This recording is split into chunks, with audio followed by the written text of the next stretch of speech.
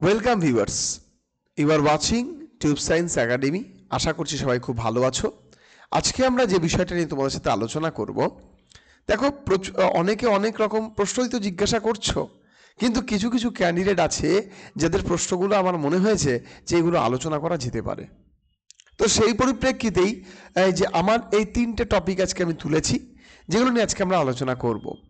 তো চলো আলোচনা করার আগে প্রথমেই বলি, যদি তোমরা আমাদের চ্যানেলটিতে নতুন হও অবশ্যই চ্যানেলটিকে সাবস্ক্রাইব করতে পারো যদি তোমার মনে হয়, কারণ আমি এই টিউব সায়েন্স এডুকেশনটা মূলত আপার প্রাইমারি সিটেট এগুলো রেসপেক্টে বিভিন্ন ইনফরমেশনস এবং ক্লাসেস প্রোভাইড করে থাকি।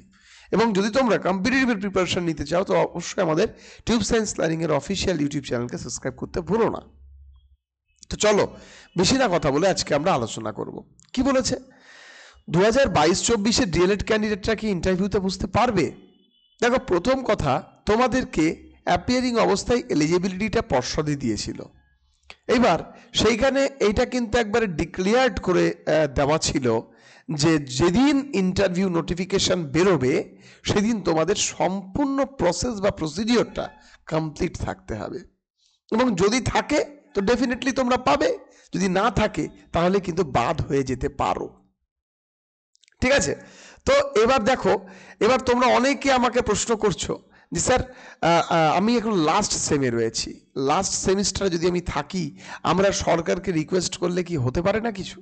দেখো, সেটা বলা সত্যি আমার মতো এক সাধারণ ব্যক্তির পক্ষে অসম্ভব। তার কারণ তোমরা বলবে সরকার সেটা মানবে না, সেটা সম্পূর্ণ পরবর্তী ঘটনা। কিন্তু এই মুহূর্তে 21-23 ক্যান্ডিডেট যারা রয়েছে তারা এলিজিবিলিটি অর্জন করেছো যদি পরীক্ষা দিয়ে থাকো। এবার 22-এ যারা ভর্তি হয়ে পরীক্ষা দিয়েছিলে, যারা পাশ করে আছো, তাদের রেসপেক্ট একটু সমস্যারই ব্যাপার। ঠিক আছে? তো সেই পরিপ্রেক্ষিতে বলার কিন্তু আমি বেশি বক্তব্য রাখবো না, যেটা আমার ব্যক্তিগত অভিমত স্বাধীনভাবে আমি তোমাদের কাছে প্রকাশ করলাম। এবার বলছে বিএড বিটিসিতে বিএড ক্যান্ডিডেটস কি বলেছে, বিএড এবং বিটিসিতে বিএড ক্যান্ডিডেটস এর রেসপেক্টে কি বলেছে ভালো করে বুঝবে। বিএড ভার্সেস বিটিসির যে rules and regulations supreme court দিয়েছে, সেই সুপ্রিম কোর্টের বিরুদ্ধে প্রচুরবার ক্লারিফিকেশনস মামলা করেও সেখানে বিএডরা কিন্তু তাদের এলিজিবিলিটি প্রুভ করতে পারেনি।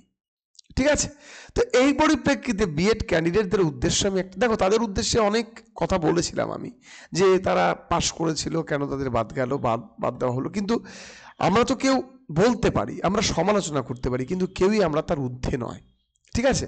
তো বিএড ক্যান্ডিডেটরা যে সমস্ত ক্যান্ডিডেট আছো তাদের রেসপেক্টে আমি একটা কথাই বলবো, যে আপকামিং ডেজে তোমরা যে আজকে বলা যেতে পারে কুয়াশাচ্ছন্ন পরিবেশের মধ্যে রয়েছো না, সে পরিবেশ খুব দ্রুত কাটবে। এবং তুমি দেখবে, তোমাদেরকে আমি বলে দিলাম যে তোমাদের যেদিন নোটিফিকেশন বেরোবে উইথিন 2 মান্থসের মধ্যে তোমাদের কিন্তু এসএলএসটি পরীক্ষা নেবে 9 to 12। ঠিক আছে? ফলে যারা যারা গায়ে হাওয়া লাগিয়ে বসে রয়েছে যে না মনে হয় কিছুই হবে না, দেখো সেই ভাবনায় কিন্তু অন্তত আমাদের ওয়েস্ট বেঙ্গলে থেকো না। আমাদের ওয়েস্ট বেঙ্গল কিন্তু বলা যেতে পারে, দেখো পার্শ্ববর্তী স্টেটে পরীক্ষা হচ্ছে, অনেকজনই তোমরা সেখানে গিয়ে ফর্ম ফিল আপ করেছো। কিন্তু এই বিষয়ে একটা কথা বলে দেই, যে ওয়েস্ট বেঙ্গল যদি এখন ছাড়ে তাহলে কিন্তু তোমাদের ভ্যাকেন্সির কোনো অভাব ঘটবে না। ঠিক আছে? এটা আমি বলতে পারি, তার কারণ তাদের প্রতি বছর নিয়োগ করার কোনো টেন্ডেন্সি নেই। যদি নিয়োগ করে একবারে ঝেড়ে পিটে নিয়োগ করে দেবে, কেউ বসে থাকবে না যারা ঠিকঠাক পড়াশোনার মধ্যে আছো বা টাচের মধ্যে রয়েছে, প্রথম কথা। ফলে আমি বিএডদের প্রাইমারির পরিপ্রেক্ষিতে আমি আশাই দেব না।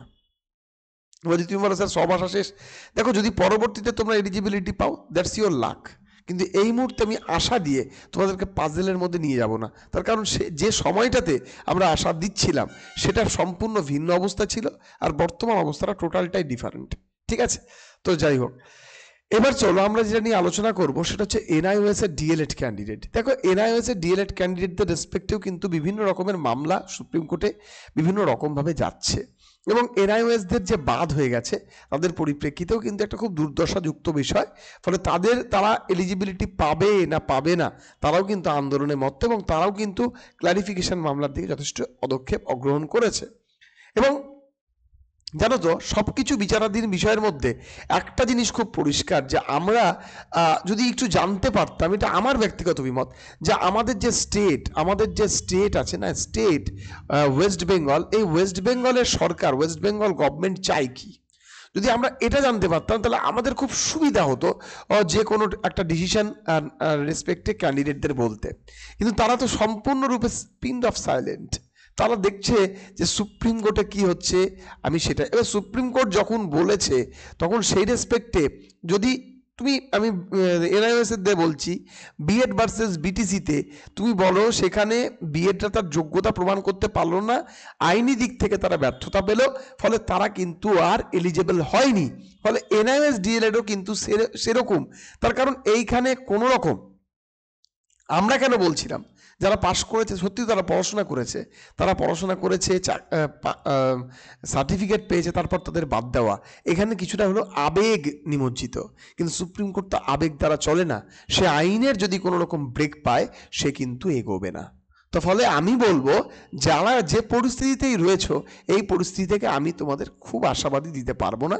এবং তোমরা প্রতিনিয়ত তোমাকে মেসেজ করছো, দেখো আমি তো কেউ নই, যেটুকু আমি জানতে পারছি আমি সেটুকুই বলছি, যে এই ঘটনাগুলো ঘটছে। বিএড ক্যান্ডিডেটদের আশা তো 10%ও নাই, সত্যি কথা বলতে 2%ও পড়ে নাই। কিন্তু জানি না এখন ভবিষ্যতে কি, কোন স্টেট যে কেমনভাবে কি কেস ফাইল করবে সেটা এখন বলার বিষয় নয়। এখন 2022-এর, এবং যদি এলিজিবিলিটি পায়, আমার মনে হয় যদি এলিজিবিলিটি পায়, পরবর্তীতে এনআইওএস ডিএলএড পেলে পরে পরবর্তী টেট থেকে পাবে, ইন্টারভিউ থেকে পাবে। কিন্তু 2024-এর ইন্টারভিউ যে সমস্ত হবে, সে সমস্ত জায়গায় আমার মনে হয় না বিএড, যা বর্তমান পরিস্থিতি এবং প্রেক্ষাপট, বিএড আর ডিএলএড, এনআইওএস ডিএলএড, এরা এলিজিবিলিটি পাবে আমার মনে হয় না। তার কারণ আমি খুব আশাবাদী ছিলাম বিভিন্ন ক্লারিফিকেশন মামলাকে নিয়ে, ঠিক আছে। তো সেগুলোকে যখন সুপ্রিম কোর্ট আর মানে বলে না ঢোপে টেকেনি, ফলে আমি সেগুলো নিয়ে আর কেন আলোচনা করব। ফলে বর্তমান যে 2022-24-এর যে নোটিফিকেশনটা আসবে, সেখানে অনলি ডিএলএড ক্যান্ডিডেটরা বসবে, ইন্টারভিউ দেবে এবং সিলেকশন তারা পাবে, ঠিক আছে। এবং ব্যাপারটা দেখো, এখন যে পোর্শনে গিয়ে দাঁড়িয়ে রয়েছে সেখানে আর এগুলো নিয়ে কথা বলার কোনো জায়গা নেই। এখন আমি বলবো অনলি ডিএলএড ক্যান্ডিডেটরাই আছো, যারা ঠিকঠাকভাবে প্রস্তুতি নেবে এবং তোমরা তোমাদের মতো করে পড়াশোনা করবে, ঠিক আছে। তো এইখানে আমি একটা কথাই বলবো, যদি তোমরা ঠিকঠাকভাবে ইন্টারভিউ প্রিপারেশন নাও, তাহলে দেখবে অনেকটাই তোমরা এগিয়ে যাবে। তো যাই হোক, আমরা এইখানে দেখো যে সমস্ত জিনিসগুলো নিয়ে আলোচনা করব, যে আমাদের এখানে দেখো প্রাইমারি ইন্টারভিউ ব্যাচে আমাদের হচ্ছে, এনরোল চলছে। আমরা প্রাইমারি ইন্টারভিউ ব্যাচে তোমাদেরকে এনরোল করছি, এবং সেখানে আমরা 20টা ক্লাস এবং 5টা লাইভ, 5টা ডেমোসেশন, 4টা ডেমোসেশন দেবো। সেই রেসপেক্টে তোমরা যারা ইন্টারেস্টেড তারা অবশ্যই আমাদের এই হোয়াটসঅ্যাপ গ্রুপে কিন্তু অবশ্যই মানে মেসেজ করতে পারো। এবং আমি ডেফিনেটলি একটা কথাই বলবো, যে দেখো হোয়াটসঅ্যাপ গ্রুপে একটু ধৈর্য ধরে মেসেজ করো, তোমাদের সব কিছু রেকটিফিকেশন হবে।